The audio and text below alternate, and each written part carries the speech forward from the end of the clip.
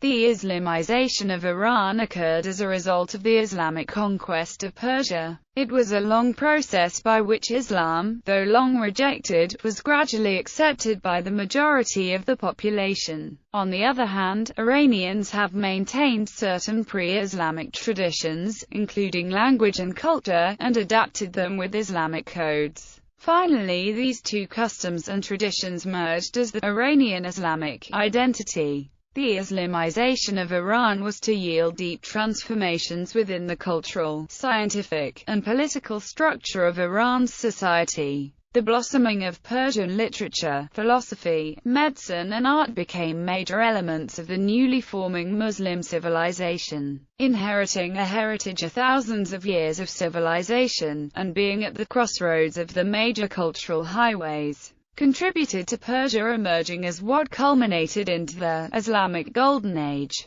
Iranian culture after Islam. Persian policies after the Islamic conquest. After the Islamic conquest of the Sassanid Empire, during the reign of the Umayyad dynasty, the Arab conquerors tried to impose Arabic as the primary language of the subject peoples throughout their empire. Hajjaj ibn Yusuf was not happy with the prevalence of the Persian language, and the Divan ordered the official language of the conquered lands to be replaced by Arabic, sometimes by force. Contemporary attestations of violent anti-Persianism are given in the accounts of Abu al-Faraj al-Isfahani and Abu Rayhan al-Biruni. However, after the reign of the Umayyads, Iran and its society in particular experienced reigning dynasties who legitimized Persian languages and customs, while still encouraging Islam. Moreover, there was close interaction between Persian and Arab leaders, particularly during the wake of the Samanids, who promoted revived Persian more than the Buyids and the Saffarids,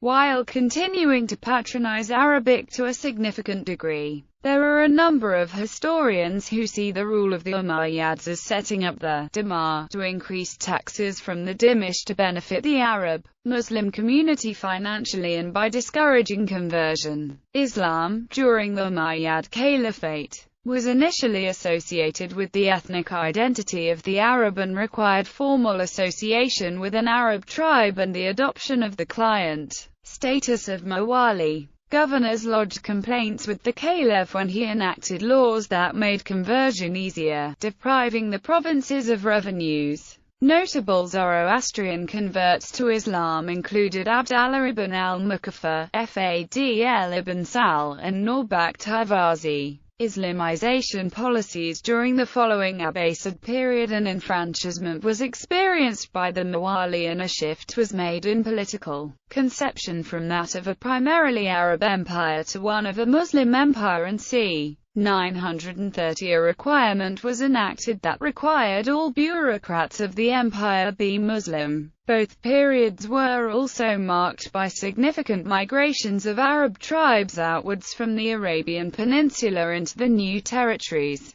After Persia was conquered, the Muslims offered relative religious tolerance and fair treatment to populations that accepted Islamic rule without resistance. It was not until around 650, however, that resistance in Iran was quelled. Conversion to Islam, which offered certain advantages, was fairly rapid among the urban population but slower among the peasantry and the daikins. The majority of Iranians did not become Muslim until the 9th century. Landowners who peacefully submitted to Islam were granted more land, having effectively been recognized as dhimmish under the Rashidun Caliphs, on the terms of annual payment of the jizya. Zoroastrians were sometimes left largely to themselves, but this practice varied from area to area. Due to their financial interests, the Umayyads generally discouraged the conversion of non-Arabs, as the dhimmish provided them with valuable revenues.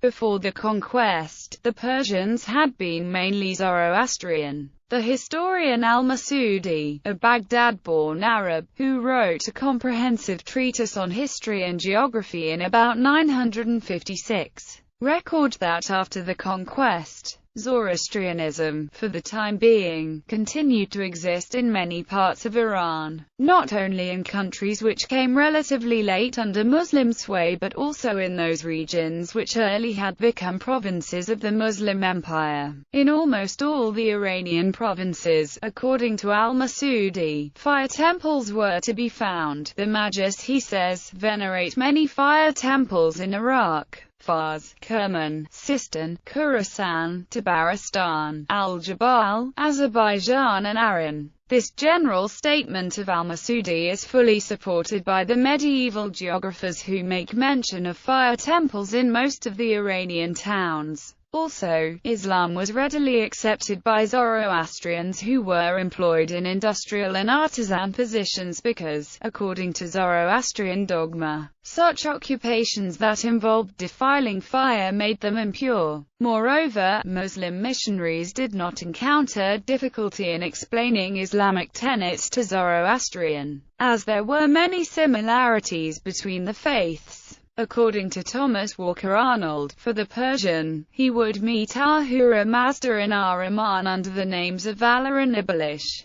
At times, Muslim leaders in their effort to win converts encouraged attendance at Muslim prayer with promises of money and allowed the Quran to be recited in Persian instead of Arabic so that it would be intelligible to all. Later, the Samanids, whose roots stemmed from Zoroastrian theocratic nobility, propagated Sunni Islam and Islamo-Persian culture deep into the heart of Central Asia. The first complete translation of the Quran into Persian occurred during the reign of Samanids in the 9th century. Richard Bullett's conversion curve, and relatively minor rate of conversion of non-Arab subjects during the Arab-centric Umayyad period of 10%. In contrast with estimates for the more politically multicultural Abbasid period which saw the Muslim population go from approx. 40% in the mid-9th century to close to 80% by the end of 11th century. The emergence of Iranian Muslim dynasties has great effect on changing religion, as Sayyid Hossein Nasser says. These dynasties have adopted some Persian language cultural values and adapted them with Islam, Shu'ubiyya and Persianization policies. Although Persians adopted the religion of their conquerors, over the centuries they worked to protect and revive their distinctive language and culture, a process known as Persianization. Arabs and Turks participated in this attempt. In the 9th and 10th centuries, non-Arab subjects of the Ummah created a movement called Shu'ubiyya in response to the privileged status of Arabs. Most of those behind the movement were Persian, but references to Egyptians, Berbers and Arameans are attested, citing as its basis Islamic notions of equality of races and nations.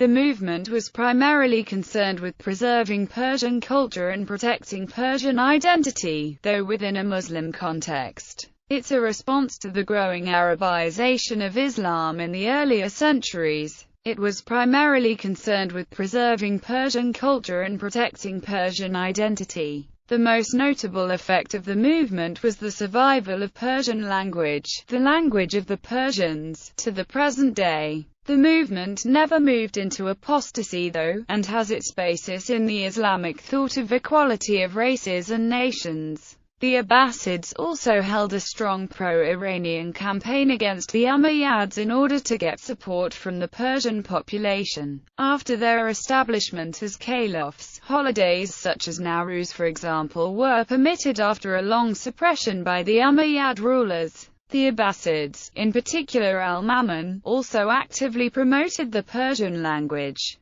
The Samanid dynasty, who defeated the Saffarids, and called themselves descendants of Sassanid and Spabod Bahram Choban. The Samanid dynasty was the first fully native dynasty to rule Iran since the Muslim conquest, and led the revival of Persian culture. The first important Persian poet after the arrival of Islam, Rudaki, was born during this era and was praised by Samanid kings. The Samanids also revived many ancient Persian festivals. Their successor, the Ghaznavids, who were of non-Iranian Afghan origin, also became instrumental in the revival of Persian. The Shia Buwayhid rulers adopted a similar attitude in this regard. They tried to revive many of the Sassanid customs and traditions. They even adopted the ancient Persian title of Shahanshah for their rulers. After the rise of the Safavid dynasty, Shi'ism became the official state religion, and its adoption imposed upon the majority of the Iranian population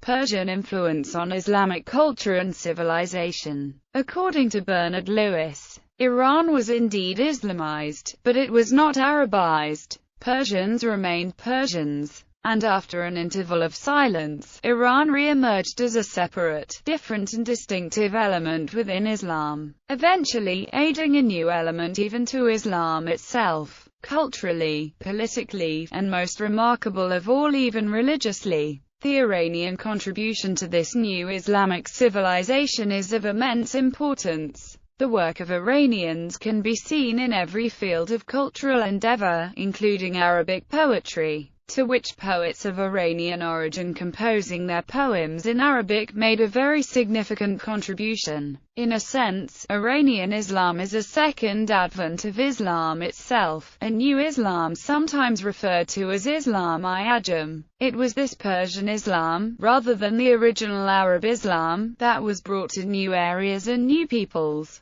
To the Turks, first in Central Asia and then in the Middle East in the country which came to be called Turkey, and of course to India. The Ottoman Turks brought a form of Iranian civilization to the walls of Vienna. Persians had a great influence on their conquerors. The caliphs adopted many Sassanid administrative practices, such as coinage, the office of vizier, or minister, and the divan, a bureaucracy for collecting taxes and giving state stipends. Indeed, Persians themselves largely became the administrators. It is well established that the Abbasid caliphs modeled their administration on that of the Sassanids. The caliphs adopted Sassanid court dress and ceremony. In terms of architecture, Islamic architecture borrowed heavily from Persian architecture. The Sassanid architecture had a distinctive influence over Islamic architecture. Iranians, since the beginning, had interest and sincere efforts in compiling the study of Arabic etymology, grammar, syntax, morphology,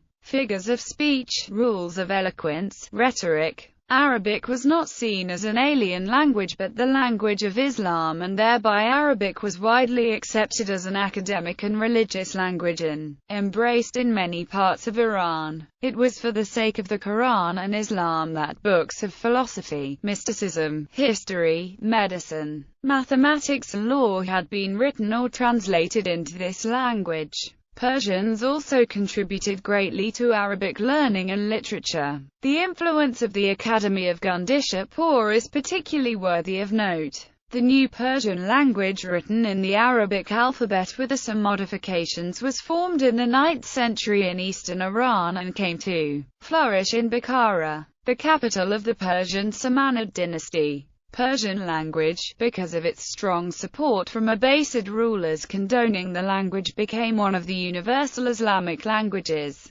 Next to Arabic, the most important scholars of almost all of the Islamic sects and schools of thought were Persian or live in Iran, including most notable and reliable hadith collectors of Shia and Sunni like Sheikh Saduk, Sheikh Kulani, Imam Bukhari, Imam Muslim and Hakim al-Nishaburi. The greatest theologians of Shia and Sunni like Sheikh Tusi, Imam Ghazali, Imam Fakhr al-Razi and al-Zamakhshari. The greatest physicians, astronomers, logicians, mathematicians, metaphysicians, philosophers and scientists like Al-Farabi, Avicenna, and Nasir al-Din al-Tusi, the greatest sheikh of Sufism like Rumi, and Abdul Qadir Gilani. In 1377, the Arab sociologist, Ibn Khaldun, narrates in his Muqaddimah, "It is a remarkable fact that, with few exceptions, most Muslim scholars in the intellectual sciences have been non-Arabs. Thus the founders of grammar were Sabawari and after him, Al-Farsi and Arizona's Ajaj. All of them were of Persian descent. They invented rules of grammar great jurists were Persians. Only the Persians engaged in the task of preserving knowledge and writing systematic scholarly works. Thus the truth of the statement of the prophet becomes apparent. If learning were suspended in the highest parts of heaven, the Persians would attain it. The intellectual sciences were also the preserve of the Persians, left alone by the Arabs, who did not cultivate them, as was the case with all crafts. This situation continued in the cities as long as the Persians and Persian countries, Iraq, Khorasan and Transoxiana, retained their sedentary culture. One Abbasid caliph is even quoted as saying, "The Persians ruled for 1,000 years and did not need us Arabs even for a day. We have been ruling them for 1 or 2 centuries and cannot do without them for an hour." Social relations. Patrick Clausen states that the Iranians chafed under Umayyad rule. The Umayyads rose from traditional Arab aristocracy. They tended to marry other Arabs, creating an ethnic stratification that discriminated against Iranians. Even as Arabs adopted traditional Iranian bureaucracy, Arab tribalism disadvantaged Iranians. Contemporary Islamist thinker Morteza Motahari writes, "If we pay a little attention to the prejudice and discrimination practiced by some of the caliphs with regard to their attitude towards their Arab and non-Arab subjects, and to Ali ibn Abi Talib's defense of the criteria of Islamic equality and impartiality concerning Arabs and non-Arabs,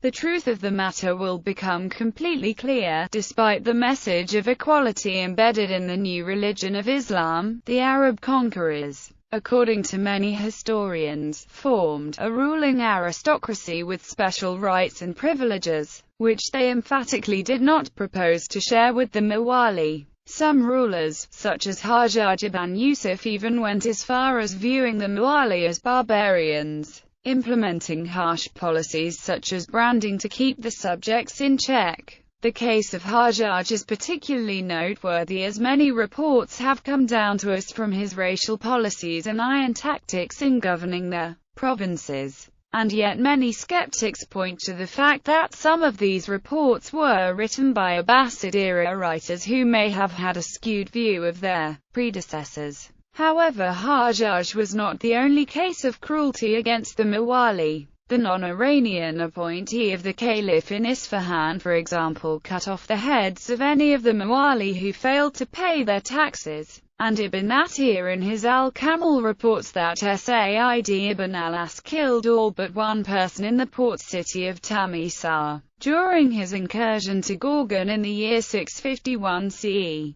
Such tumultuous conditions eventually were responsible for the rise of the Shu'ubiyyah movement, and the rise of Persian nationalist tendencies in the 10th century with the emergence of the Samanids.